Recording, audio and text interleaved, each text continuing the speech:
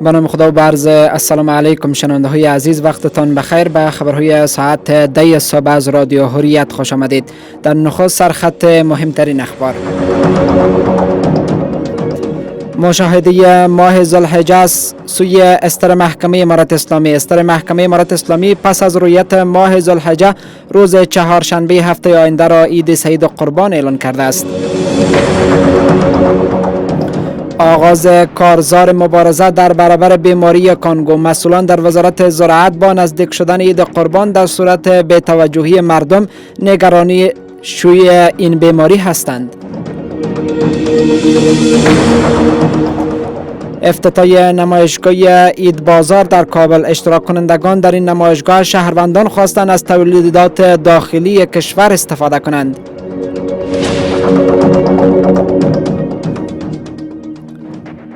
و افزایش حملات مسلحانه در ایالات متحده آمریکا. تنها در یک هفته گذشته 6 تن در این کشور کشته و 10 تن دیگر زخمی شدند.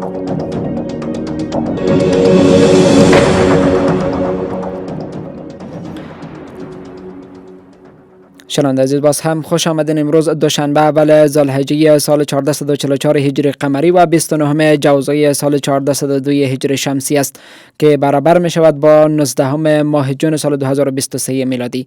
من فرزاد جویا هستم با مشروع خبرها. استر محکمه افغانستان با نشر خبرنامه از رویت ماه ذوالحجه از سوی کمیته مرکزی رویت هلال بر ریاست قاضی القضات امارت اسلامی شیخ عبدالحکیم حقانی خبر داده است. استر محکمه افغانستان میگوید ماه ذوالحجه از سوی کمیته مرکزی رویت هلال مشاهده شده و امروز دوشنبه روز نخست ماه ذوالحجه است و روز چهارشنبه هفته آینده که برابر است با هفتم ماه سرطان نخستین روز عید سعید قربان می باشد. پلیس مبارزه با جرایم جنایی 56 تن را در پیوند به سرقت، قتل، جعل اسناد، قاچاق و سایر جرایم جنایی به شمول کابل از 9 ولایت دیگر کشور بازداشت کرده است. وزارت امور داخلی کشور در خبرنامه میگوید که این افراد از ولایت‌های کابل، تخار، کندوز، بلخ، غزنی، ننگرهار، هرات، کندهار، لغمان و پکتیکا بازداشت شدند.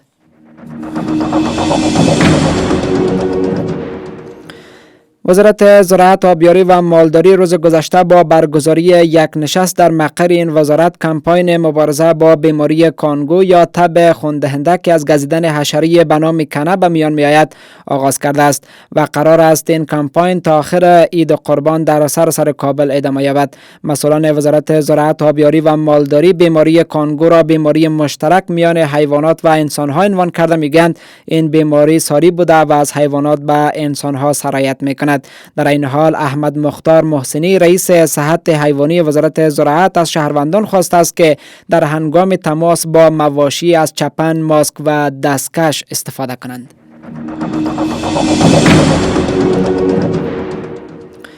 مسئولان وزارت اطلاعات و فرهنگ، صنعت و تجارت و اقتصاد روز گذشته نمایشگاه عید بازار را در تالار خلیج واقع سرک 80 متری میدان هوایی کابل افتتاح کردند. در این نمایشگاه محصولات صنایع مختلف داخلی کشور در 180 غرفه به نمایش گذاشته شد. دکتر عبداللطیف نظری معین مسلکی وزارت اقتصاد در این نمایشگاه میگوید که یکی از مؤلفه‌های حکومتداری خوب رشد صنایع، تولیدات داخلی و رشد اقتصادی کشور است.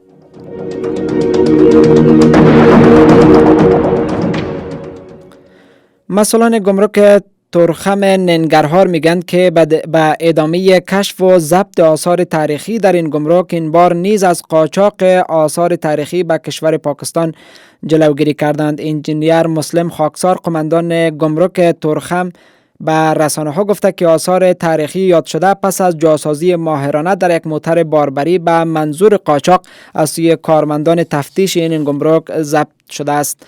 این در حالی است که مسئولان گمرک تورخم در روزهای گذشته از قاچاق 4 تن سنگ قیمتی لیتیوم و 72 کیلوگرم سنگ قیمتی کوئنزیت که به پاکستان قاچاق می شدند نیز جلوگیری کرده بودند.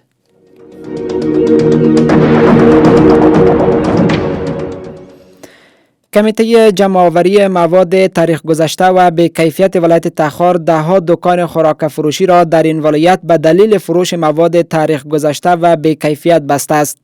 باشندگان تخار با استقبال از این کار خواهان جمع‌آوری هر نوع مواد تاریخ گذشته و بی‌کیفیت در این ولایت هستند. مسئولان کمیته مواد تاریخ گذشته و بی‌کیفیت در ولایت تخار میگند که این روند جمع‌آوری مواد در تخار ادامه دارد و با کسانی که به فروش مواد بی‌کیفیت و تاریخ گذشته ادامه دهند برخورد قانونی می شود.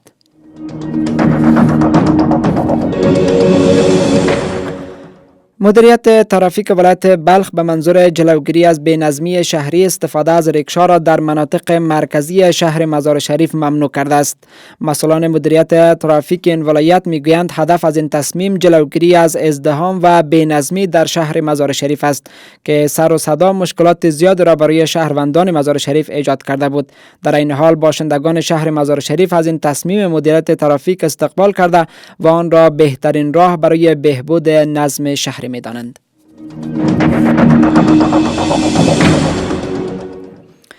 تیم تکنیکی وزارت انرژی و آب پروژه نیمه‌کاری 4.5 میگاوات برق پوزلیچ ولایت غور را سروی نمودند. الحاج ملا رحمت الله امانی رئیس حوزه دریایی غور میگوید پروژه اعمار بند برق پوزلیچ یکی از خواستهای دیرینه مردم غور می باشد که در حکومت‌های پیشین کار بالای آن نشده و نیمه‌کار باقی مانده است. و می افزاید که تلاش‌ها برای اعمار این بند جریان دارد. با این حال با تکمیل شدن پروژه برق پوزلیچ غور حدود 4.5 میگاوات برق تولید خواهد کرد و به گفته مسئولان برق مورد نیاز دهها خانه را در منطقه پوزلیچ این بند فراهم می‌کند. و در بخش خبرهای خارجی هم یک خبرگزاری ترکی TRT گزارش داده است هفته گذشته هفته خونین در آمریکا بوده است و حملات مهاجمان مسلح در این کشور افزایش یافته است. این خبرگزاری میگوید تنها در هفته گذشته 6 تن در چندین ایالت آمریکا در پی حمله مهاجمان مسلح کشته شدند و دهها تن دیگر زخم برداشتند. این خبرگزاری می‌افزاید که از آغاز سال جاری میلادی تا کنون در ایالات متحده 307 تیراندازی دست جمعی رخ داده است. شنونده عزیز این بود خبرها تا این ساعت که تقدیمتان شد. از توجهتان سپاس. وقتتان بخیر. خدا نگهدار.